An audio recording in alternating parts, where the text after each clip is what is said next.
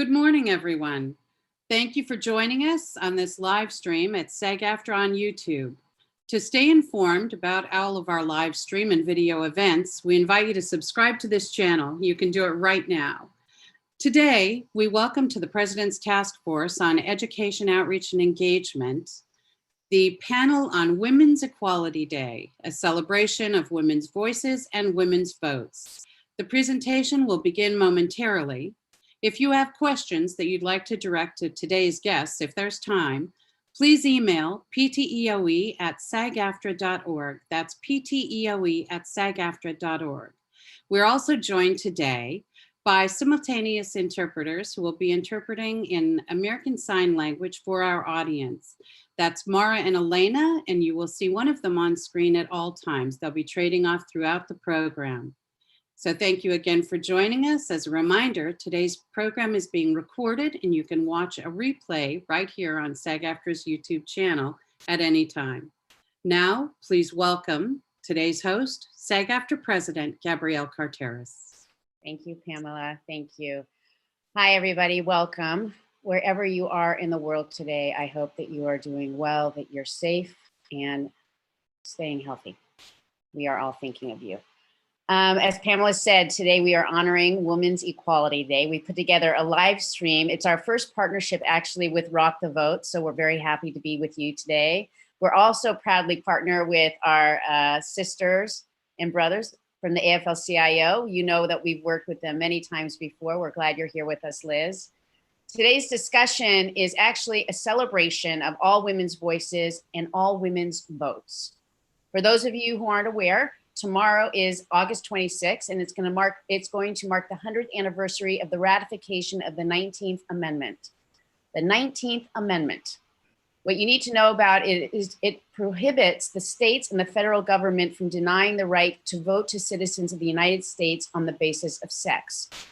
And the truth is, even though that's what the amendment says, it only gave some women the right to vote when it was passed.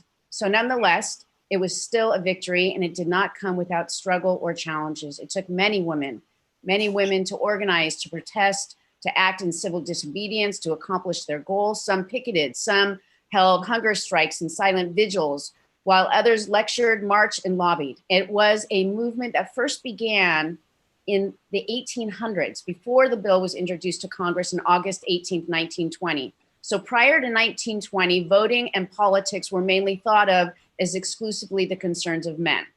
Later generations of women saw the world differently, thank God. And because of that, what was started many years ago, women now have a much greater voice and a role in politics that they've never had before.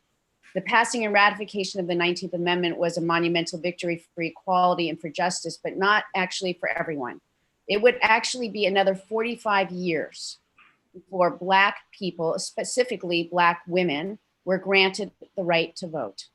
The Voting Rights Act of 1965, so that's 1965, when the Voting Rights Act happened, outlawed many of the voting practices that the Southern states adopted to prevent or disqualify Blacks from voting, which I think is just unbelievable to think it was such a short time ago. Now we are here in the 21st century, 100 years later, for some it's 55 years, where all women have the right to vote, though the struggle for equal access continues. So today we're going to celebrate what it means for women to collectively use their power, their voices, their vote to affect change. It's also important that women have a voice in legislation that affects women. So as we move ahead in this election year, it is a timely and a relevant conversation, not just for women, but for all of us. Our hope is to inform and to motivate you to vote, no matter your race, background, or beliefs, or your sex. Please vote, use your voice, use your power. So in honor of this day, we've assembled an amazing, truly amazing group of women with varied backgrounds to have a meaningful discussion about voting and the role of women, from the suffragettes to modern day, the role of the entertainment industry and unions and helping to promote equality, and so much more. So before we begin, I just wanted to say hello and acknowledge SAG-AFTRA Executive Vice President Rebecca Damon. Hi, Rebecca. And SAG-AFTRA's National Executive Director, David White, for helping to truly champion all of the work we do in this space. Hi, David. Hi, Gabrielle. Very excited about today. Glad you're here with us. So for today's program, I want to introduce our moderator, LaMonica Peters. LaMonica is an experienced television journalist whose decades-long career includes news anchor and reporting positions at WXVT and WCBI in Mississippi. She was honored there with the Associated Press Award for Excellence. She's also worked with Spectrum News in Buffalo, New York, where she was honored in the public service category by the New York State Associated Press. And she is currently a freelance reporter in Seattle and also here in LA.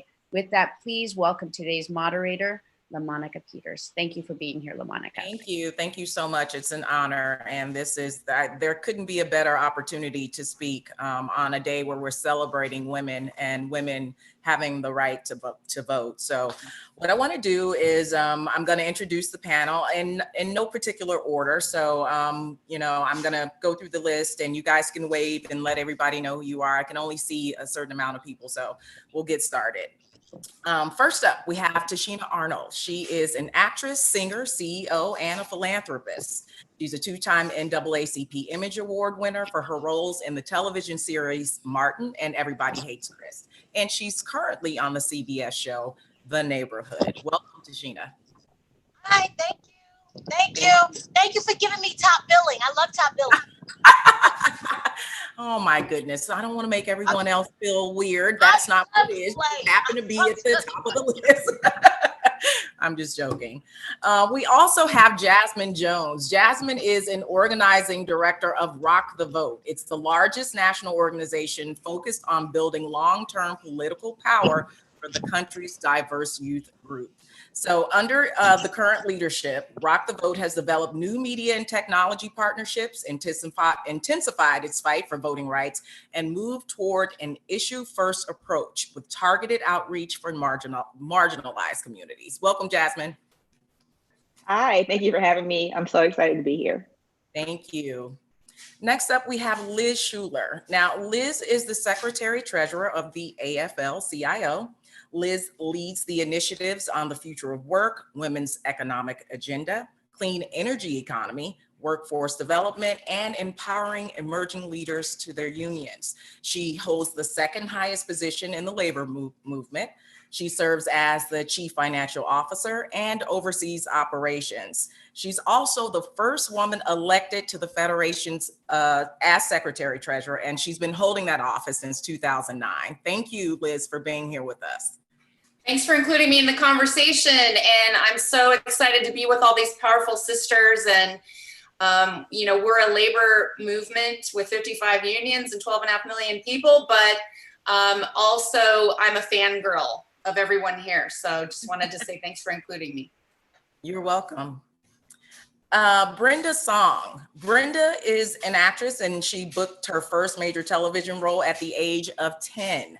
She has recent roles that include being on the Netflix thriller Secret Obsession and as Madison Maxwell in Hulu's Dollface. This summer, Brenda participated in the I Am an Immigrant campaign as part of Immigrant Heritage Month. Welcome, Brenda. Hi, thank you guys so much for having me. I feel so honored to be a part of this panel with these incredible women. Thank you.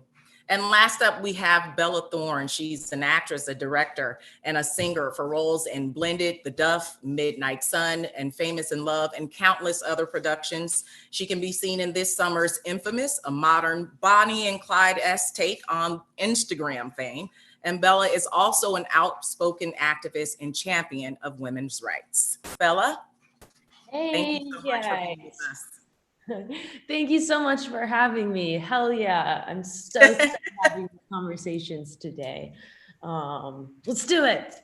Let's do it. All right. So first up, I just want to ask a general question that I hope everybody can answer. Again, we're talking about voting rights and in particular, women having the right to vote. It's been 100 years since they gained that right. So tell me what this day means to you and if you feel like women have achieved equality. I'm going to start by saying no. I don't think women have achieved equality. I think that this conversation is a great reminder to everyone out there that this fight, we're going to be fighting for a long time. We've been fighting it for a long time, and we're always going to be fighting it for a long time because we're not giving up now or ever. So, here we are, the more that we can really discuss it and open up people's hearts and minds to really see this as it is, the more we're actually achieving something very slowly. I mentioned in my Women's March speech that there's never been, a woman in the House of Representatives, and just that was only months ago, and now Miss Harris is in the office. Like, that is just, it can happen so fast. If you are really championing, and if everyone's really on the same team, we can grow very, very quickly. Okay, Liz, what do you feel about us celebrating the 100th anniversary, and if you feel like we've achieved equality? Well, I'd have to agree. We've been fighting, obviously, for more than 100 years on these issues, but having the powerful women that have come before us fight for so long to get this right, it just speaks to the fact that we're still fighting the same issues today, and that we cannot let those women down, right? That more and more we're seeing the barriers to voting that have come up, the ways that states are using laws to actually keep people from voting, and especially communities of color, in particular women who feel disenfranchised. And so I think it's up to us, and particularly the people on this panel and others who have big platforms, to show how important it is to really, step into our power, because women are going to decide this election. And so if we're not doing everything we can at this moment to protect the gains that we fought so hard for, and continue to push through and, achieve the things that we know we need in the form of equal pay and paid sick days and healthcare equity, then if we don't elect more women to those offices and also get more women out to vote, then shame on us. Thank you. Brenda, what are your thoughts? Well, for me, I just think that's why it's so important to vote, because we want to honor and celebrate all those people who fought for our right to be able to do so today, and to also protect our future generation. Like, people don't realize that voting is not just for today. It's not for just tomorrow. It's for next year. It's for the next 4 years. And we're so fortunate to live in a country where we have that right now. And even though it's fairly new for most women, we have that today. We have to take advantage of it and to continue to push not just women, but everyone to use the voice that we're so fortunate to have, because we live in a country where we can have these conversations and that we can make a difference, and we must take advantage of that. Okay, thank you. Jasmine? In the words of Nipsey Hussle, the marathon continues. As we continue to bring this platform, especially to our daughters, to our young women who are looking to be in these leadership roles, it's a time to educate. As a Black woman and a Black voter, I am in this process because of my great-grandmother, because of my grandmother who were marching for civil rights. I would not be at the table for Thanksgiving if I do not cast my ballot. That's as simple as that. So being in a space, to embrace true leadership, I do agree with the ladies here that we are still fighting. I'm rooting for Black women in particular. For years, Black women have been undercounted when Black women have had record-breaking numbers in turnout. So like, now that we're in this moment, it is a time to educate and to inspire. It's no time like the present, and especially our millennials and Gen Z. These are women who are voting for the first time, who are coming into this conversation as first-time voters. They need to feel inspired, and they need to see people who look like us. Thank you. Tichina, what are your thoughts about today? Or actually, is Tichina there? Yes, no? Oh, there we are. Hey. All right. So what are your thoughts about today as we celebrate 100 years? I'm happy for the celebration, but we've got a long way to go. Most definitely. I always speak through the eyes of a Black woman living in America, and we've got a long way to go. I come from the group of people, the group of Black women, the Black female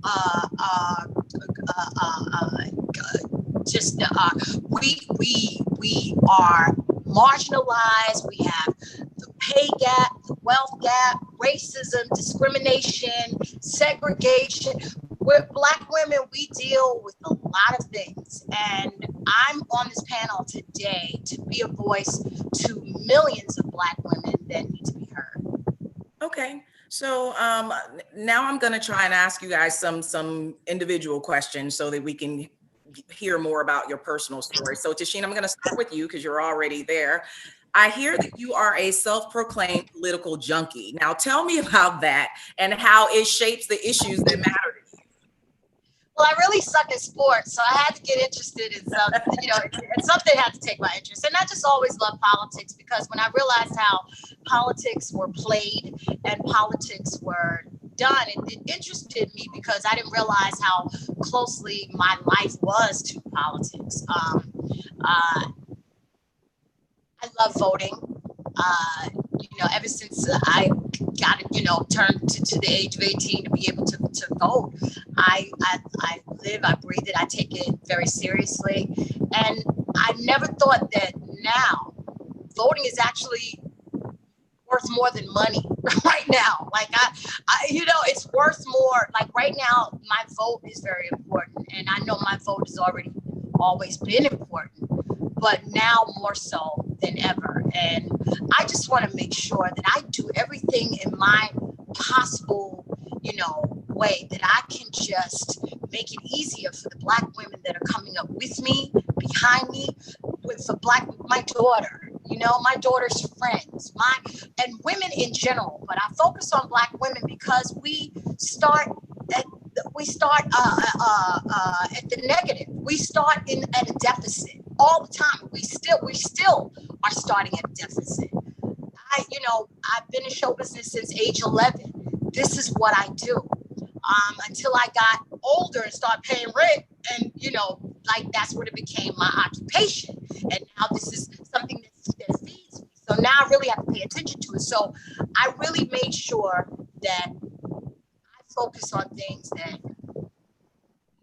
make me engage with things that have not only to do with me, but it has to do with somebody else. And I constantly have other people in my brain and in my thoughts, because I want to be able to walk in my power, but I want to be able to use my power efficiently. Okay. And this is where we are. And we have a long way to go. Long way to go. I'm happy to celebrate that women can vote, but there's a lot more that women need to do, and there's a lot more that needs to get done. Okay. So to piggyback off of that, Jasmine, I want you to talk to me about Rock the Vote and voter suppression and what you guys are doing to help combat that. It seems to be an issue every election, every national election. So what are you guys working on? We're definitely working on in a way to educate people to know that it's still existing. We are in a time where it went from counting marbles from folks in the civil rights movement to determine they were eligible to vote, to actually people being locked out of polling locations. As we have seen throughout the primary season in some of our target states, such as Georgia, Wisconsin, Minnesota, people are being pushed out. People who are actually putting their voice out there to do their civic duty aren't able to, and these are in communities of color. We're taking the time to really mobilize as many young adults as possible to showcase that this is happening in their communities, and they have a right and they have the power to speak up and to be that force. It's a lot of education that comes behind it. There is a lot of conversations that I am glad that we are having, especially being in the civic engagement space as a Black woman, always kind of being timid to really be truthful in these realizations, to know that it's existing. So the fact that we're having these conversations to educate is definitely a rewarding yet emotional time. I oversee an ambassador program, and we have a little over 90 young adults across country. These are like my family at this point. I've seen them kind of grow into like civic engagement over the past few months. Some of them weren't able to graduate or will have an actual prom. College is a little bit different this semester. And we had to have conversations in their states when it came to my family is not able to vote, or my family's been told to go somewhere else when their polling location has been there the past 20, 30 years.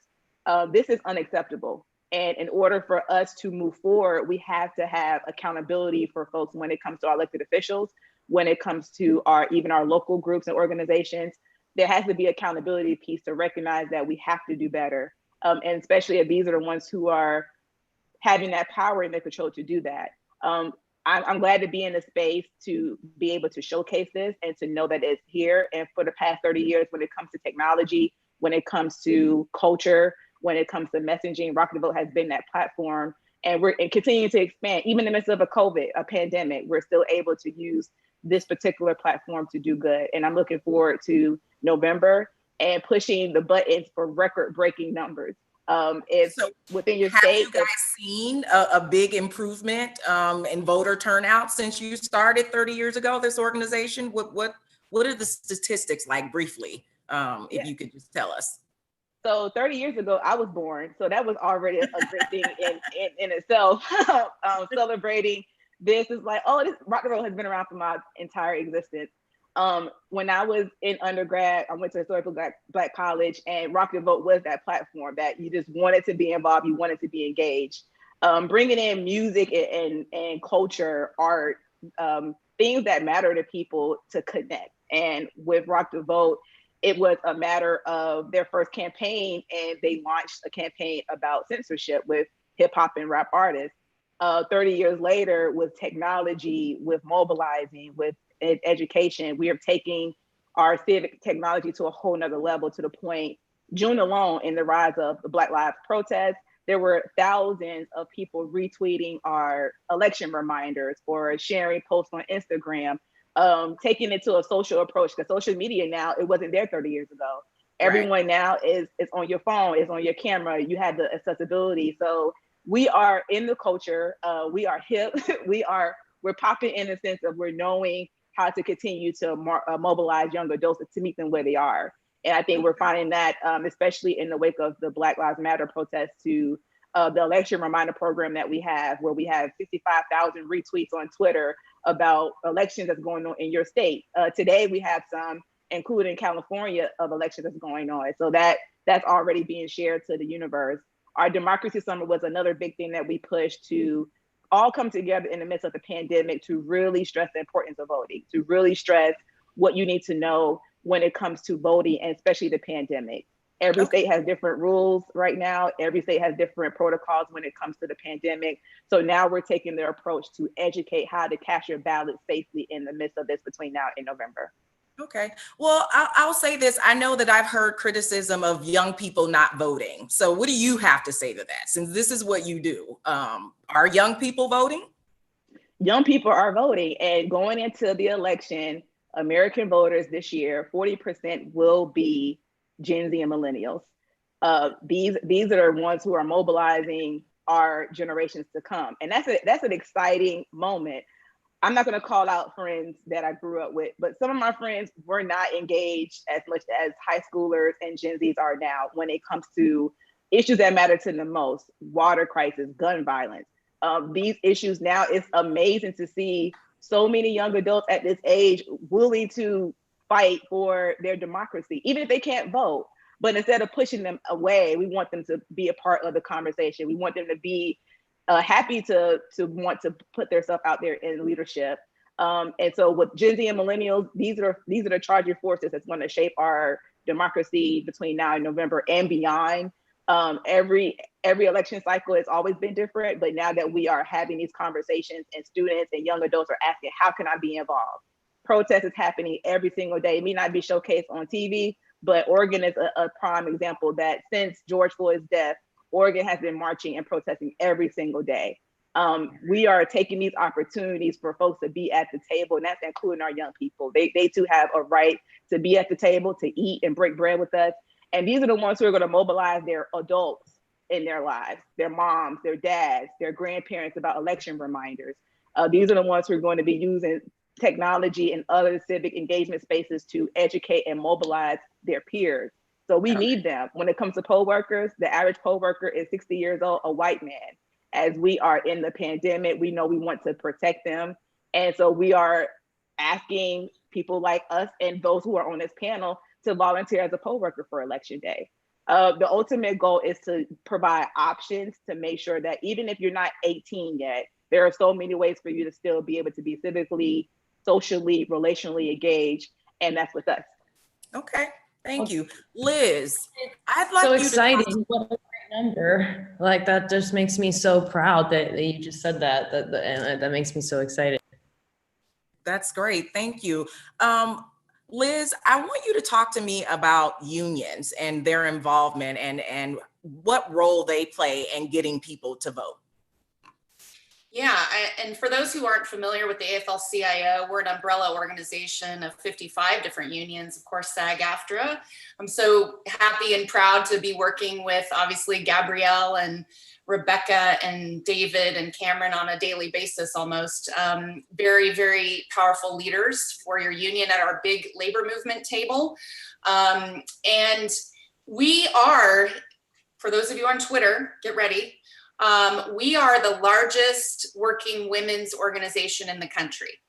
Not a lot of people think of labor unions as a place for women's activism, but we have 6.5 million working women in our membership, and it's growing every day as women are half the workforce. They're going to be officially half the labor movement in a couple of years. So I wanted to leave people with that because I think it's surprising. And in fact, when I came up through my union, I was in a very male-dominated union, and that's where my fire was lit for, making sure women's voices are heard, because the workplace issues we care about, we can actually make change through our union and through the collective bargaining process and through our union contract. I like to say is the best way to get equal pay is to join a union, right? So collective activism, collective strength come from us coming together as women, as working people in this country to affect change. And that's what the labor movement's all about. And in particular around voting, we have a very large and impactful mobilization program to get union members engaged and educated and mobilized in this election. And it's about getting people registered, and certainly, as Jasmine just said, about vote by mail and some of the different tactics we're seeing with COVID has completely changed how we do business. But we know that the power of the union vote, if we turn out union members in higher numbers than the general public, we can actually impact the outcome of the election. So we look to support working family-friendly candidates that support better pay, healthcare protection, paid sick leave, investment in infrastructure, and all of the things we care about, and holding these elected officials' feet to the fire after they get elected as well in the legislative process. And so that's what we're doing through the labor movement now in Congress to get the HEROES Act passed. And I didn't want to let the opportunity go by to say we're still in a fight for our lives to get Congress to act, to make sure that we're taking care of the people who are providing the essential services during this pandemic and those who are unemployed, and in particular in the entertainment industry, making sure that we get the expanded definition of unemployment insurance and that gets extended to make sure that we continue to provide health care in a pandemic. It's amazing to me to think that people are losing their health care and Congress is going to do nothing about it. Yeah. So that's where I believe the union movement comes in to play, is bringing all of these collective voices together to make a powerful statement and influence to make change. And so I hope that everyone here on this panel as well sees themselves not only as an activist, but a union activist as well. Okay. Thank you, Liz. Bella, I want to use what Liz just talked about to segue to you and your speech at the Women's March. You talked about putting a woman in the White House. You talked about rape. There were just so many different issues that you touched on. And you said that you were mad. Are you still mad? Are you still fired up? Tell me how you're feeling about what's happening right now. Yeah, I'm still mad. Like, obviously, the more we grow, the more we change for the better, and little by little, it keeps getting shoveled in. But of course, I'm still mad. And if I'm not mad, what am I doing? Then I'm sitting on the sidelines waiting for shit to change, and I can't be waiting for shit to change. It just needs to change, and we need to start now. Like, you get me hyped already. Okay. That's what we want. We need this passion. Thank you. Hey, Brenda, I want you to talk to me about the immigrant campaign. I Stand With Immigrant campaign, and your experience with that and why you decided to even get involved. Well, first off, I feel like we are a country of immigrants, of people from all over the place. That's what makes our country beautiful. And my parents were both refugees. And for me, it's really important for them to have a voice and for them to tell their stories, because it's what makes our country so unique. And for me, my parents, they became American citizens 15, 20 years ago. And so that was such a special moment because they gained the right to vote, and they realized what a privilege that is to have a voice in a country that has been so wonderful to them. And they want to be able to give back and to be able to also have their own voice. And that's why for me, being a part of that campaign was so special, because it was not just about, my parents and my grandparents, but it was about being able to really highlight like what makes our country really beautiful. And also moving into the biggest election of our lives, it's like my parents, who I absolutely love. I'll never forget. My first election was the 2008 election, and it was incredible. And I never realized that my dad and I had very different political views, and it was shocking to me. I'm like, you're my dad. You raised me. How do we have such different political views? But it was an opportunity for us to sit down and for me to listen and to learn why he felt the way he did, and vice versa. And so for me, it's because of his refugee background, of what he's gone through, that he has very, very conservative outlooks. And that's also okay. But we were trying to educate ourselves and educate each other on, what are the facts? Because that's it. That's one thing that I love, that I'm so grateful about in, 2020. Social media is huge, and it's wonderful because it's such a wonderful way to pass information and for information to be, really amplified. But at the same time, there's so much misinformation out there. And that's what's really hard, because I'll always say I will fight and I will be an activist for the things I believe in, but I'm not an expert. I am not a politician. I am not a scholar. All I can try to do is, because I know that a lot of those people don't have the kind of platforms that we entertainers do, that all I can try to do is guide these fans and these people in the right direction of proper vetted out information, and also to people who do know what they're talking about, and so they can get proper facts, and hopefully they can make a proper educated decision on this big election, on the big concerns that are happening, not just in our country, but around the world today. So yeah, I think it's, it's very important for us to really, especially during this time, be very careful about the information that we spread. And I always say, I try not to push my opinion onto people, but just pushing out proper information, and hopefully that helps them make, good decisions. Thank you. You must have been reading my mind, because my next question was to ask you guys how you're using your platforms. All of you on this panel have pretty, big platforms with, thousands, maybe millions of followers. So I want to go to you, Tichina, and I want you to tell me how you engage with your followers and your fans. You've been around for quite some time, and I know that people listen to you. So what are you saying to them about voting? Well, I'm happy you asked me that question, because I actually had to take a break from social media because of, everything that's happening, just the images and Black men being shot and Black women being shot and just everything. I had to take a moment so I could gather my thoughts, because I am not a politician. I am a comedic actress, and I'm a singer, and God has given me a platform, which is my ministry. And I take my ministry very seriously, in the sense where people believe what I say. And I have to be very careful about not giving misinformation. So I always want to make sure that I use my platform responsibly. And the only way that I can use my platform responsibly is by talking from the heart. And, you know, and I appreciate Bella, because Bella, we need more white women that are mad. Because like, you know, you have that saying, you know, I'm the angry Black woman. Yeah, that's right. I'm angry. I'm angry about a lot of things. And there are a lot of things that I want to change. There are a lot of things that I want to do, but my hands are tied.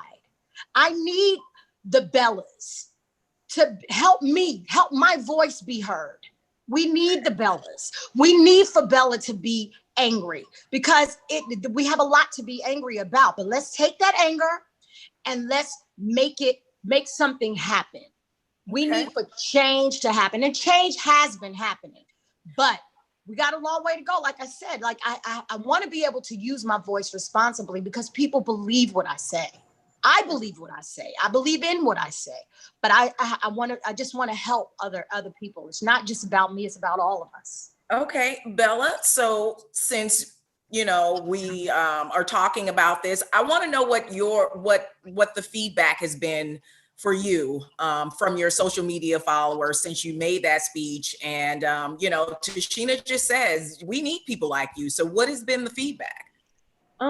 You know, the feedback's a little all over the place. You know, obviously there are the stupid fucking trolls who just want to go online and just, you know, trash and go, no, you guys have rights. You've had them for a long time. Like, you know, there's a lot of people, of course, like that. And there's also a lot of, you know, the cancel culture is very real and very scary. And what I like to do on my platform is to make sure that my fans know that I'm not going to hang them up to dry for asking a question.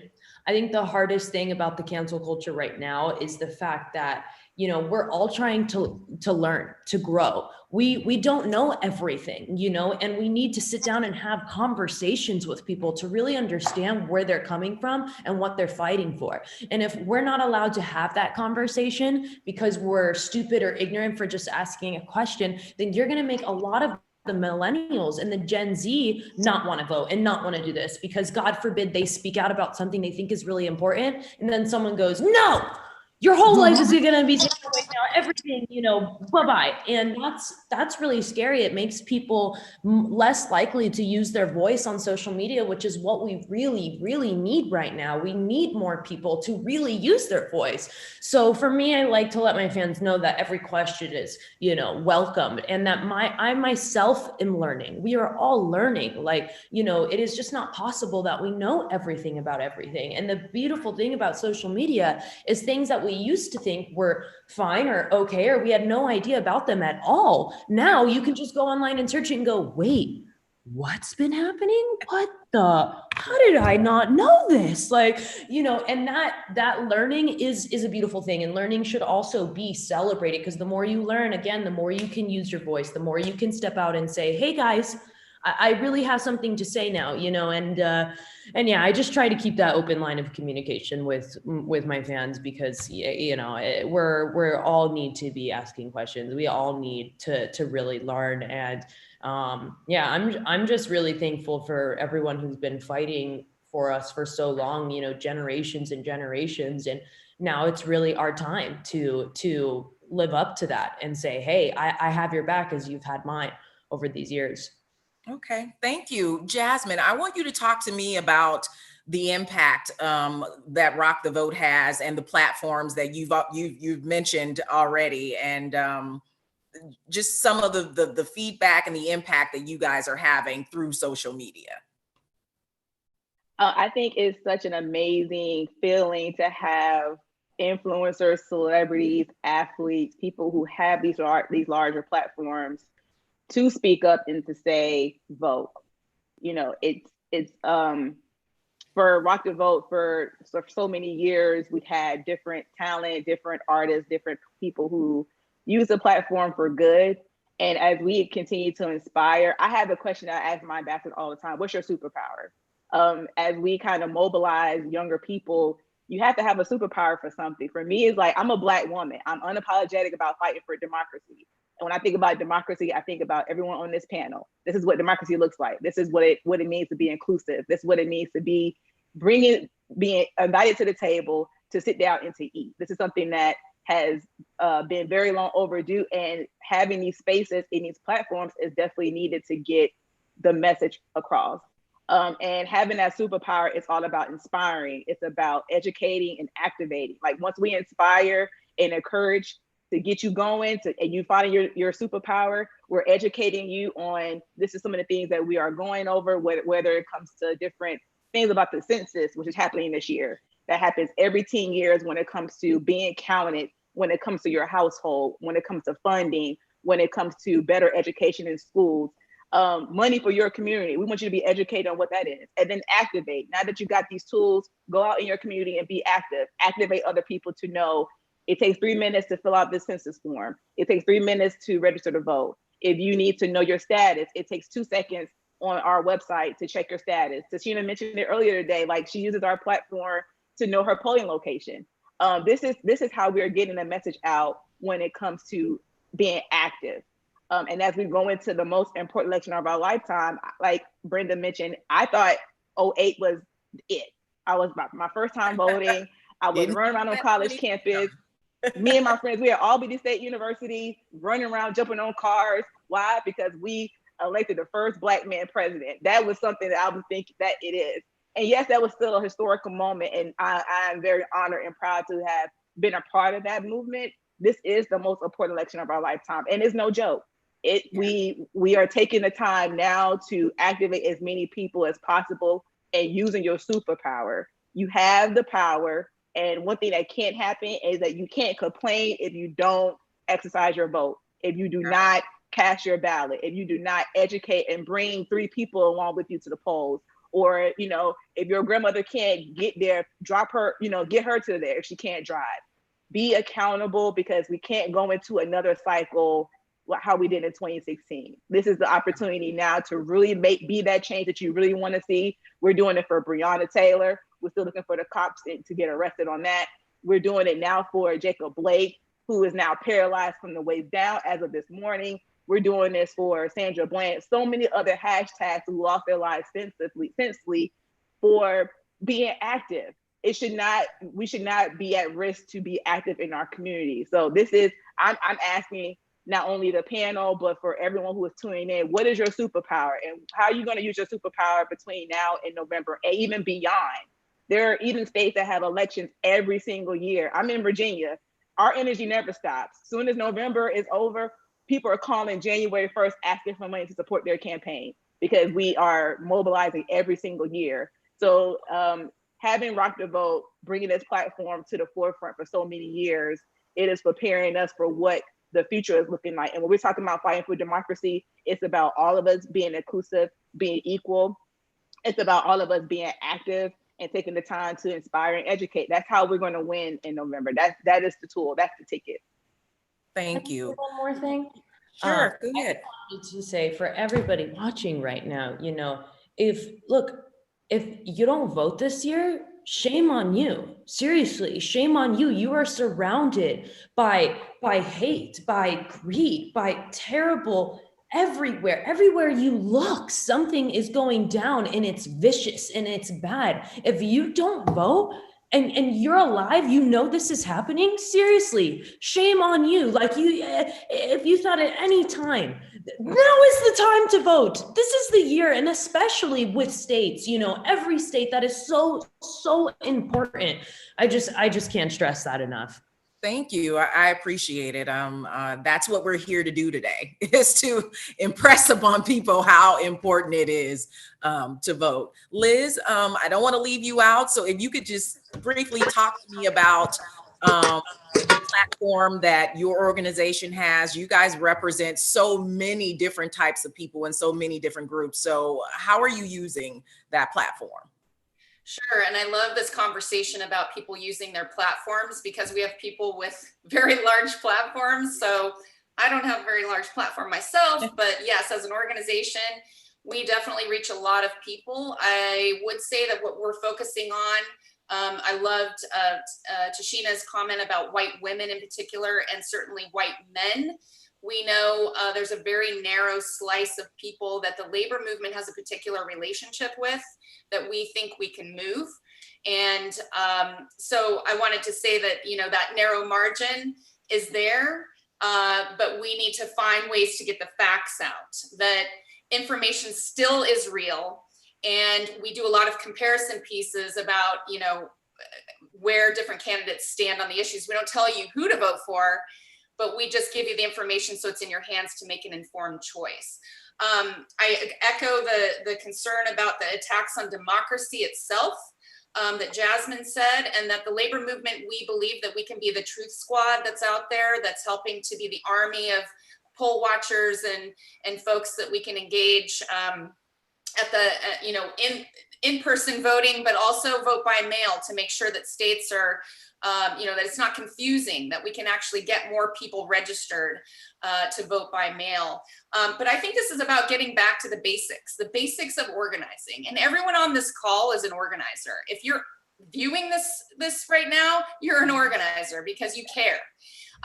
But I would say that using our platforms to get people to register, you know, this vote by mail environment is so different. People aren't used to it. There's a lot of misinformation, including about the postal service. And that is by design. That is an attack, again, on democracy to get people to not trust what's, you know, the integrity of our system. And so we need to pass the HEROES Act to get more resources to the Postal Service, but we need to trust that the Postal Service will be able to do its job and get those ballots in and counted, and use women who know how to organize and who are the center of the family to get everyone they know out to vote and make a difference in this election. Okay, Liz, while you're here, I have one last question as we begin to wrap up. We're gonna try and get in some audience questions if we can. And I'm gonna ask everyone this question. What is at stake for women in this election, in your opinion? Everything is at stake. And I know that sounds trite, but everything we fought for, the rights not only as human beings in our bodies, but also in the workplace. And I think about how far we've come as women, as I said earlier, are now half the workforce. And in order for us to maintain protections against sexual harassment and discrimination, in order for us to get equal pay, like, you know, equal pay for equal work, paid sick days, paid family leave, all of these are on the table. And COVID has actually exposed the cracks in our social safety net. The fact that they're not there, and they're impacting communities of color disproportionately as well. And so when you go to the polls this November, you're voting for the candidates who are gonna recreate the economy and actually build it to be fair for all working people. And so I think that's what's at stake, and especially for women. Brenda, what's at stake for women this election? I mean, I have to echo what Liz just said. I mean, everything. This is the most important election to date, at least for me, and I feel like for everyone. We have to use our voice to make a change, because if we don't do it, who is? I don't know why people keep waiting for something to happen when they don't do it themselves. We have a voice. We must use it. We have to do it to honor those who came before us, who fought for this right for us. We have to protect those that are going to come after us, for our children, for our children's children. We have to set the president now. We're lucky to be in a day and age where we have enough information and we have enough resources to know what's happening, to not sit back. We don't have an excuse to sit back anymore. We have to do it, and we have to do it now. Like, everyone and everyone's friend and everyone's family needs to go out and vote this November. It is too important. This is not just about, who's going to be our president next year. No, this is truly life or death. So the people we put in this office are the ones that are dictating the life that we live. They're dictating the laws. They're dictating the labor laws. These things, we can't sit back and just watch it happen and just wait for someone or wait for someone else to make the change. We have the power to do it. Therefore, we must do it. Jasmine, tell me what's at stake. Why do people need to vote, in particular women, in November? Because we are a driving force. Everything is at stake, and women have the power to inspire, to mobilize. I'm voting because my mama told me to. I'm voting because my grandma told me to. That's it. You got to do what I am doing what I am told to do. And so that is the power of women, because we have that influence. And not only 2020 is a presidential election, but you need to know your ballot all the way down the ticket. There are state and local elections are going on. So when we're talking about police brutality, when we're talking about local things that are happening in your community, you have the power to vote for your sheriff in many areas. You have the power to vote for your city council, for your mayor, for your alderman. There are a lot of things at state, school board. There are some when it comes to being your trash person, depending on wherever you are. And that's a real thing. So know your ballot, know what's going on all the way up and down the ticket. Any laws that are going to be placed on your ballot this year, do your research, go to your state's voting election state. I'm sorry, your website for your state when it comes to elections, and know what is happening all the way down the ticket. Because that's the power that you have to do it. And we're doing it for generations to come. We're speaking for those who can't speak for themselves. And this is what we're doing. We're doing it because our mamas told us to. All right. Thank you, Bella. I want you to tell me, or tell young women just like you, your age, why they should be voting in November.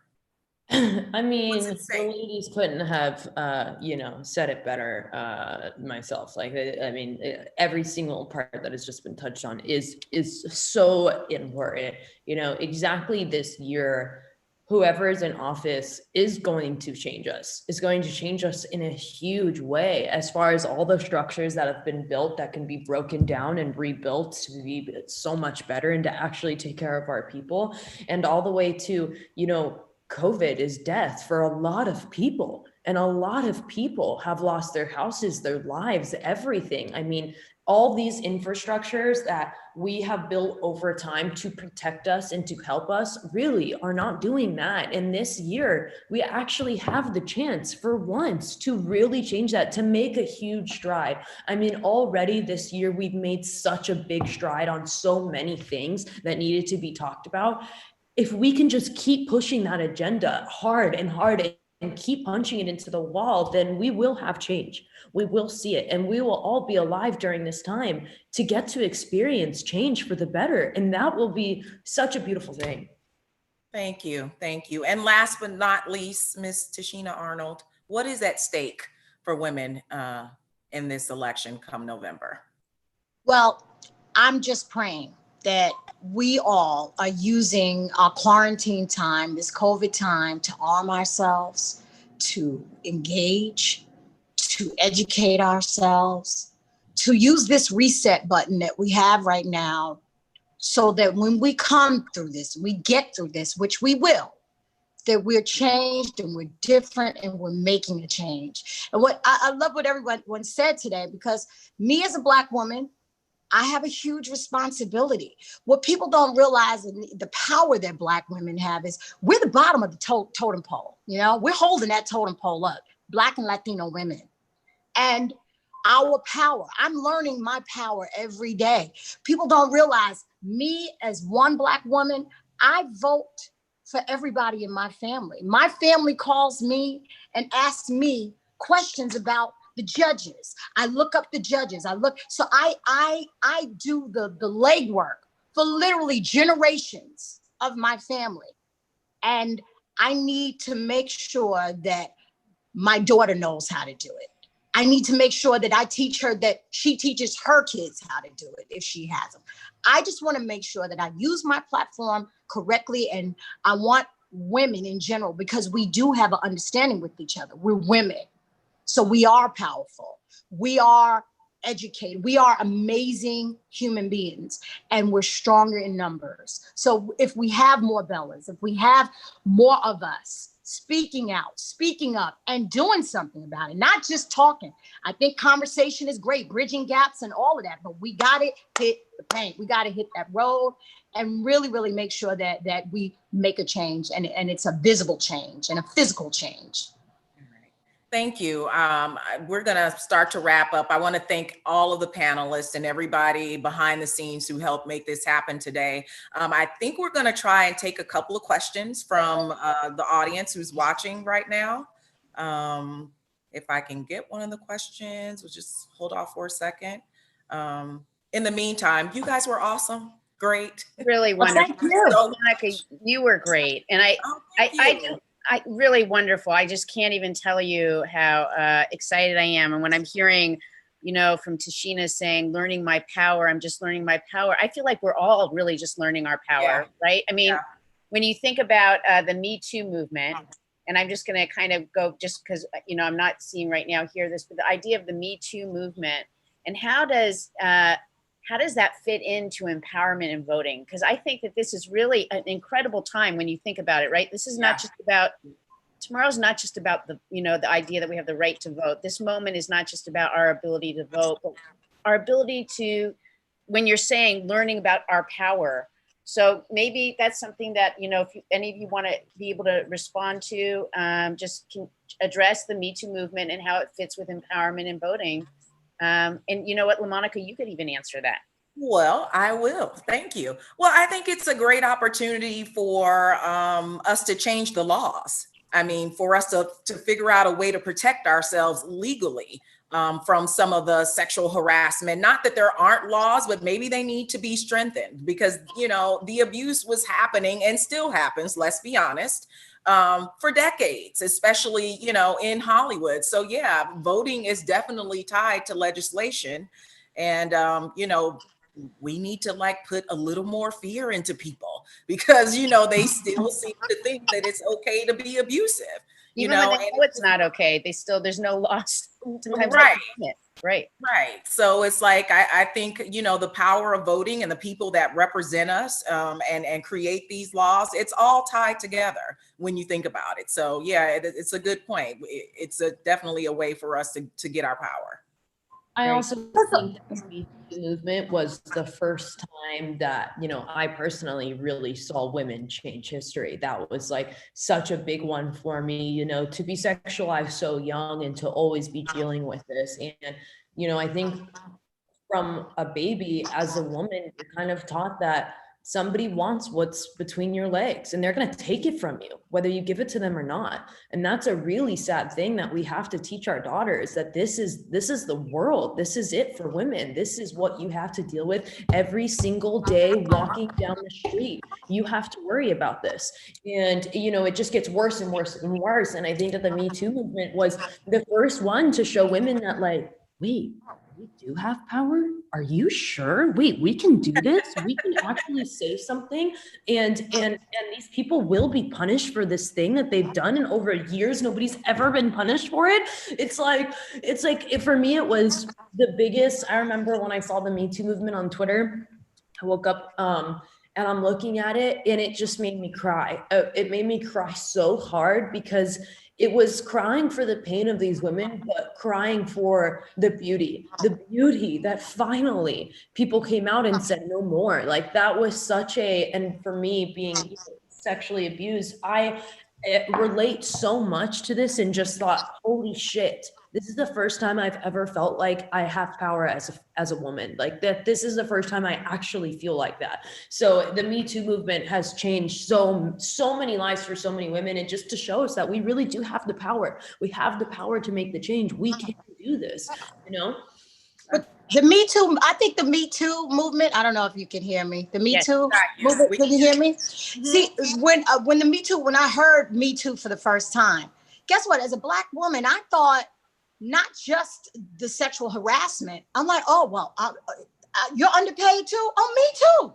Oh, you're no, it's Me Too is so many things. And really I think the Me Too movement has opened a door that is never going to be closed again. It's opened a door for more than just sexual harassment. It's a platform that women could speak about everything. You know, sexual harassment is just a microcosm of it. We have a lot of work to do. And, you know, I'm definitely going to support the Me Too movement because it's very important that women speak up, speak out. But we have a lot of other things in common as well. And we have to make sure that we're synonymous with being together, working in numbers, and making a change. Okay, we raise each other up. Absolutely. Raise each other up. So now is the time. This is the time to vote. I love that. That was said earlier. Everything is at stake. Everything is absolutely at stake. And what LaMonica said just a few moments ago as well is really important. Laws. You know, access to real change happens when we have access to use our voices in terms of legislation. And we have to change laws and enforce laws that truly reflect the protections that we all need and the voices we all want to have and deserve. So I really support this, and that's why the right to vote. I love what's being said. I do want to read a question that was sent out. It'll be one of the last things that we do. This is from, hold on there. It's Tantu Cardinal. And she says, hi there. On this exciting day for women's voices, I'd like to inquire as to whether there will be a discussion surrounding Indigenous voices. I recently recorded a short video for an event at the Park Avenue Armory in New York City that highlighted and acknowledged the long history of female Indigenous voices within Native communities. We grew up learning of the strength our women had in their communities, which had a heavy influence on the suffragette movement in the US. I comment on this history in the video downloadable link. And she gives this link. Will this kind of overlooked history be included in your conversations? Yes, I want to say yes. We are planning a future live stream in exactly these issues, Tantu, and we will be reaching out. Any thoughts, though, before we even move past this moment on this one thing that we're hearing from many of the panelists? Just as a New Yorker, to hear from Tantu, just such a legendary actor and activist in that community. It's terrific, Gabrielle, and all of those voices. What I think about these live streams as a woman leader, I feel like we're all busting open the door, and to hear from somebody like that today that's watching, and the intergenerational inspiration that's going on. Thank you for providing this opportunity. Thank you. And thank you, everybody.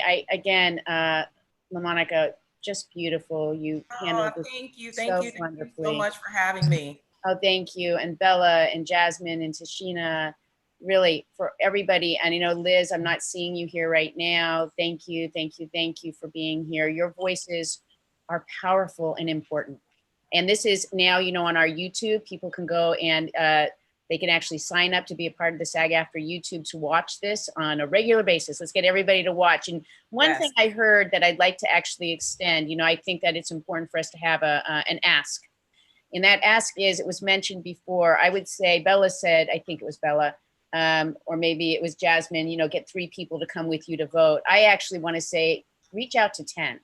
And then when you reach out to 10, make sure that each one of those people reaches out to 10 more. Because it will take all of us to officiate and to really create the change that we want to see. It will take all of our voices to rise together, and we need to be able to support each other in that moment. This is what this has been for me today. You are all beautiful. Thank you for being with us, and God bless you all. Vote, vote, vote. Vote. Thank you. Rock the vote. Yes. Thank you, ladies. Rock the vote.